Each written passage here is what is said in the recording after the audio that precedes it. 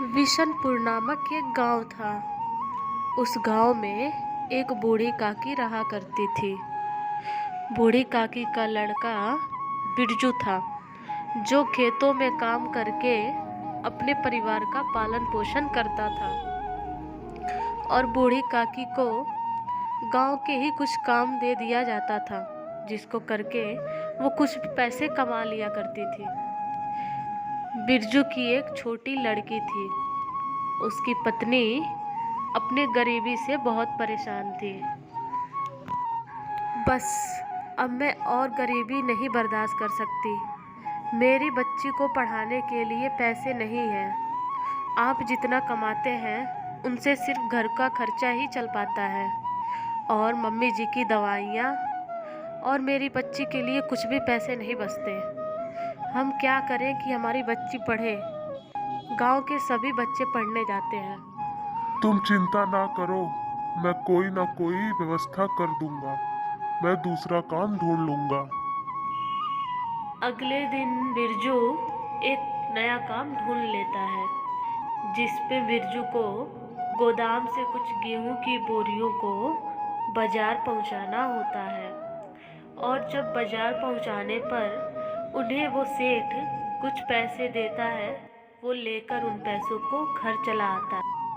अब बिरजू ऐसे ही रोज काम में मन लगा करके काम किया करता है। एक दिन की बात है, जब बिरजू बाजार में गेहूं की बोरियां पहुंचाने गया था। उस दिन उसे बाजार से आने में रात हो जाती है।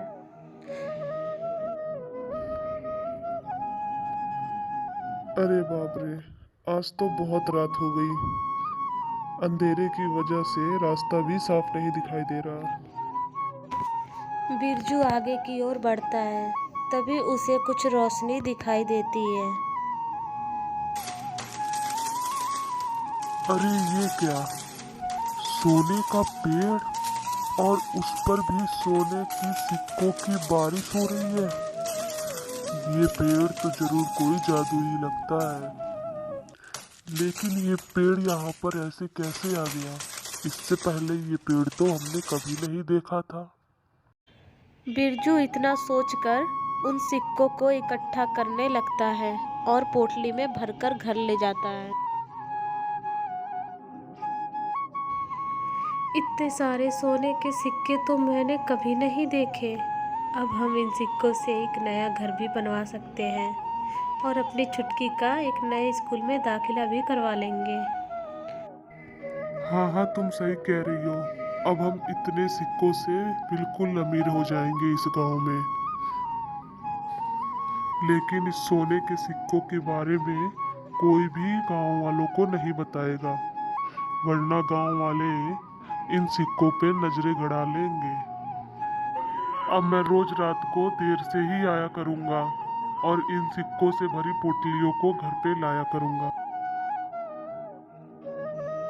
अब बिरजू रोज काम पर जाया करता था और गेहूं की बोरियों को बाजार में पहुंचाकर वहां से पैसे लेकर वो शाम तक वहां रुकता और रात को घर आता था, जिससे कि उसे सोने के सिक्के रोज मिलते थे।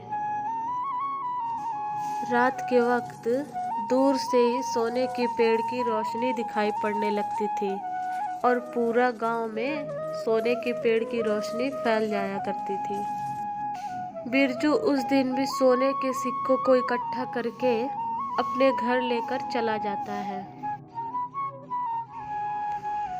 अब वो अपने लिए एक नया घर बनवा लेते हैं।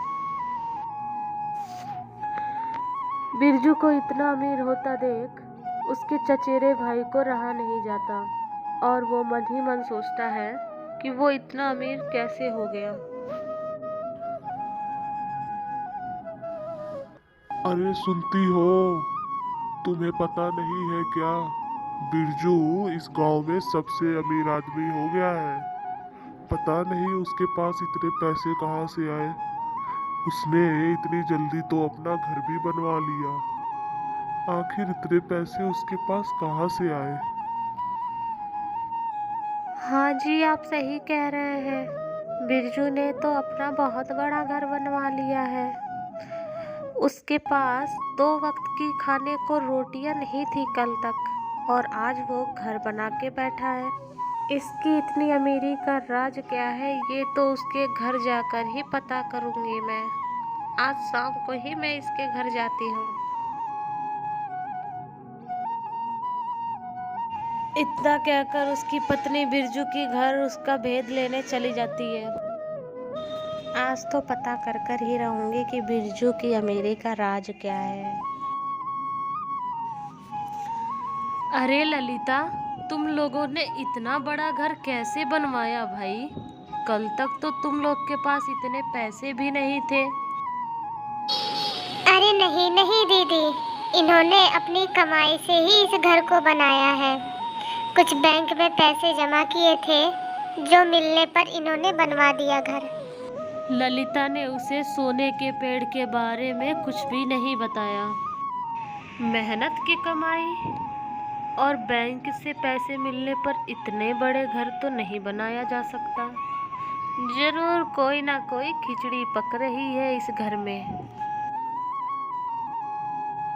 मुझे ललिता की बात पर यकीन नहीं होता कि वो इतना बड़ा घर खुद की कमाई से बना रखे हैं। मुझे इसके लिए कोई ना कोई उपाय सोचना पड़ेगा।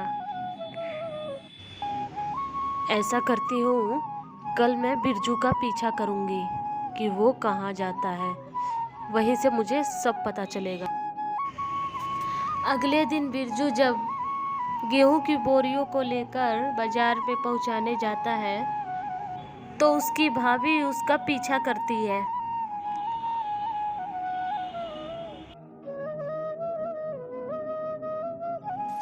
अच्छा, तो ये है इनकी अमीरी का राज। और हमसे तो ऐसे बताते हैं जैसे लगता है इनकी मेहनत की कमाई का घर बना रखे हैं। अब ये सोने का पेड़ मेरा होगा। बिरजू जब सोने के सिक्कों को इकट्ठा करके घर लेकर चला जाता है, इधर उसकी भाभी बहुत खुश होती है सोने का पेड़ देखकर। अरे वाह, ऐसा सोने का पेड़ तो मैंने पहली बार देखा है। इतने सोने के सिक्के तो ले जा करके मैं अमीर बन जाऊंगी। इतना कहकर साड़ी में सोने के सिक्कों को छिपा लेती है और अपने घर चली जाती है।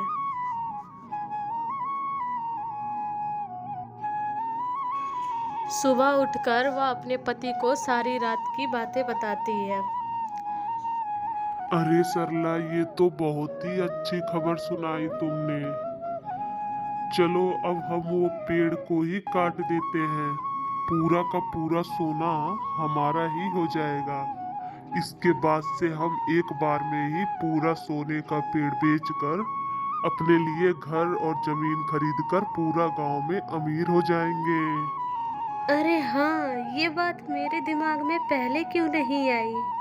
अच्छा किया, आपने बहुत अच्छा सुझाव दे दिया। अब हम उस पेड़ को ही काट देंगे और सारा सोना अब हमारा हो जाएगा।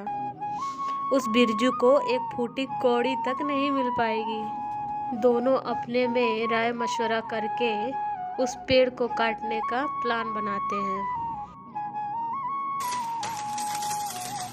क्या बात है सरला, ये देखो कैसे सोने के सिक्कों की बारिश हो रही है। इन्हें जल्दी से पोटली में भरो और हम इस पेड़ को काट के इसी रात को लेकर के इसको निकल चलते हैं। कोई गांव वाला देख ना पाए हमें। वो उस पेड़ को काटकर अपने घर लेकर चले जाते हैं। अब इस पेड़ को थोड़ा थोड़ा काट करके हम बेच देंगे ताकि किसी को पता ना चले कि इतना सोने हमारे पास कैसे आए। हाँ हाँ, ये आपने सही कहा। इस पेड़ को थोड़ा थोड़ा बेचकर मैं अपने लिए कान के झुमके और भी गहने खरीद लूँगी। वो दोनों आपस में बात कर रहे थे कि वो पेड़ गायब हो जाता है और पेड़ की देवी प्रकट हो जाती हैं। लालची इंसानों, तुम दोनों ने मुझे काटकर बहुत बड़ी गलती की है। तुम दोनों के लालच की वजह से और कोई भी मुझसे सोना प्राप्त नहीं कर पाएगा।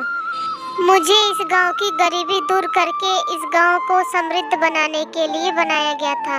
जो भी इंसान चाहे मुझसे सोना ले सकता था और अपनी गरीबी दूर कर सकता था। अब मेरा श्राप है तुम दोनों को कि अब से तुम दोनों इस गांव में सबसे गरीब इंसान रहोगे। इतना कहकर पेड़ों की देवी गायब हो जाती है। अब वो गांव में सबसे गरीब इंसान हो जाते हैं। हे भगवान, काश हम लोगों ने उस दिन पेड़ को नहीं काटा होता तो आज हम लोग को ये नौबत ना आती। सच कहते हैं लोग कि लालच बुरी बला होती है। बच्चों, हमें कभी लालच नहीं करना चाहिए। लालच बुरी बला है। दोस्तों, हमारे चैनल को 1000 सब्सक्राइबर कराने के लिए आप सभी का सहयोग बहुत ज़रूरी है। इसलिए हमारे चैनल कार्टूनी नगरिया को आप सब्सक्राइब करें।